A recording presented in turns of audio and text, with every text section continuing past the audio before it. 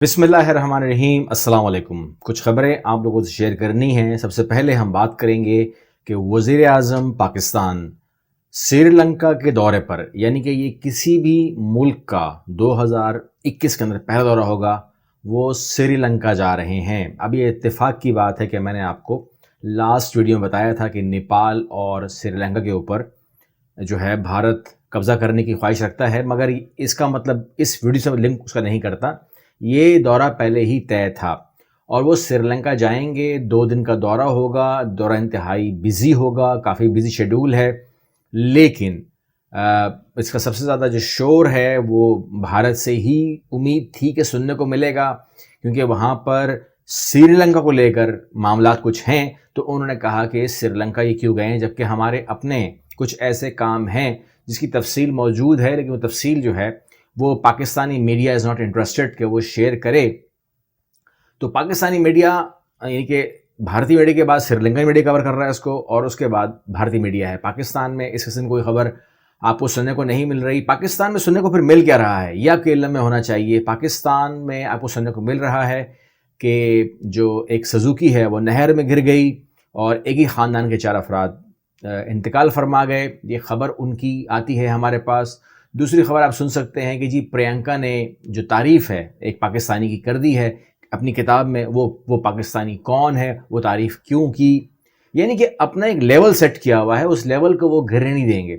और फिर आगे खबर मैंने और पढ़ी कि शुमाली कोरिया के जो वज़ीर आज़म हैं, या सब कुछ ही हैं, उनकी जो वाइफ हैं वो मंजर आम पे आ गई हैं। यानी कि मैं ये सोच रहा था कि अगर इस खबर को हम कवर करना चाहें कि उनकी बीवी मंजर आम पे आ गई हैं, तो इसका पाकिस्तान की सियासत पे क्या असर पड़ेगा, या उनकी वाइफ का मंजर आम पे आने से जो है वो दुनिया पे क्या असर पड़ेगा। तो मैं बहुत कोशिश करने के बावजूद नहीं समझ पाया कि ये ख़बर देने का मतलब भी क्या था, क्योंकि अगर कोई सुजुकी गिर गई है नहर के अंदर तो ये रेस्क्यू के बाद और तमाम चीज़ों का मामला था। इसमें आप अपने शहर में बैठकर, या वो कौन सी फैमिली थी, कब हुआ, क्या हुआ, हम क्या कर सकते हैं। लेकिन देखिए एक स्टैंडर्ड सेट है, और उसके अंदर मैंने आपको मिसाल ये दी है कि असल चीज़ों को किस तरीके से, यानी कि एक टाइम किलिंग किस तरीके से टैक्टिस होते हैं जो हमारे यहाँ होते हैं। एनीवेज, भारत की नज़रें जो हैं वो इसलिए श्रीलंका पे हो सकती हैं कि कहीं कोई दिफाई मुआहदा तो होने नहीं जा रहा पाकिस्तान और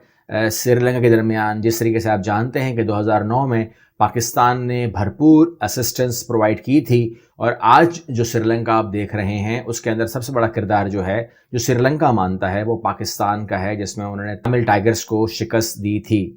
अब थोड़ी सी बात करेंगे हम लोग कि आपको खबरें दी जा रही हैं जो इंटरनेशनल मीडिया नहीं बल्कि जो भारतीय मीडिया है वो खबरें दे रहा है कि हमसे सऊदी अरब रिक्वेस्ट कर रहा है कि हमारी हिफाजत की जाए, आपकी फ़ौजियों की हमें ज़रूरत है। तो यहाँ पर भी मुझे शौक लगा, जिसकी वजह मुझे ये लगी कि उन्होंने कौन सी ऐसी परफॉर्मेंस देखी कि उन्होंने आपकी फ़ौज को ये रिक्वेस्ट की। उन्होंने गलवान में क्या नहीं देखा जो अभी अभी रिसेंटली गुजरा है, या उन्होंने जो पैंगवांग त्सो के इलाका है वहाँ पर नहीं देखा कि वहाँ पर क्या गुजरा है, या डेस्पांग के अंदर क्यों आपने दे दिया। और आपकी एक्साइटमेंट की इंतहा न रही कि आपने आओ देखा ना ताओ, आपने कैलाश भी खाली कर दिया। यानी कि जो कैलाश की पहाड़ियाँ हैं वहाँ से भी देखें, पिछले जब से भारत को अलग किया गया है और एक अंग्रेज़ चला गया, तब से कैलाश के ऊपर भारत ने अपनी हाकिमियत रखी थी, और वो डिस्प्यूटेड एरिया भी नहीं था।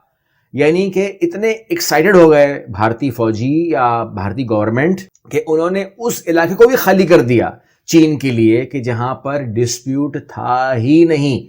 और वो कैलाश जो रेंज है उसकी आपको मैं मिसाल दे रहा हूं, जो पैंगोंग त्सो के पीछे, या फिर जो सऊदी अरब के लोग हैं, हुक्मरान हैं, जिन्होंने रिक्वेस्ट की है, वो नहीं पढ़ते इंटरनेशनल मीडिया को। जिस तरह एशिया टाइम है जो उसने खबर लगाई है, और ख़बर भी कहाँ से लगाई है, उन्होंने जी कोट किया है एम के बद्रा कुमार को।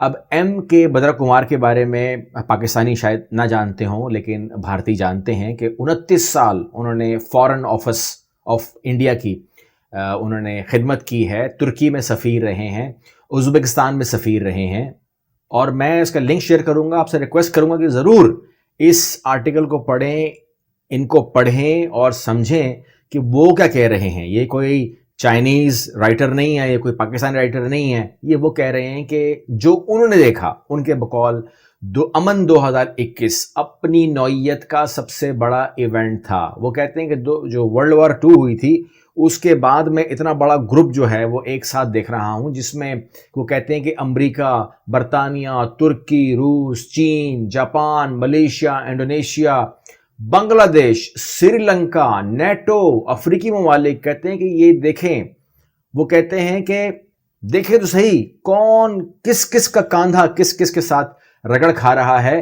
اتنا عجیب مناظر، اتنے حیرت انگیز مناظر اس بکھری ہوئی دنیا میں، اس بکھری ہوئی دنیا کا مطلب ہے کہ وہ کہتے ہیں کہ اب اتنے بکھر گئے ہیں سب کچھ، اتنے دور دور ہو گئے ہیں سب کچھ، لیکن دنیا میں اگر کوئی ایک ملک تھا، اگر کسی نے ایک جگہ پر ان سب کو دیکھا ہے تو اس کو پاکستان کہتے ہیں، جس کے اوپر آج مودی سے پوچھتا ہے بھارت کہ کیا پاکستان اکیلا ہو گیا ہے۔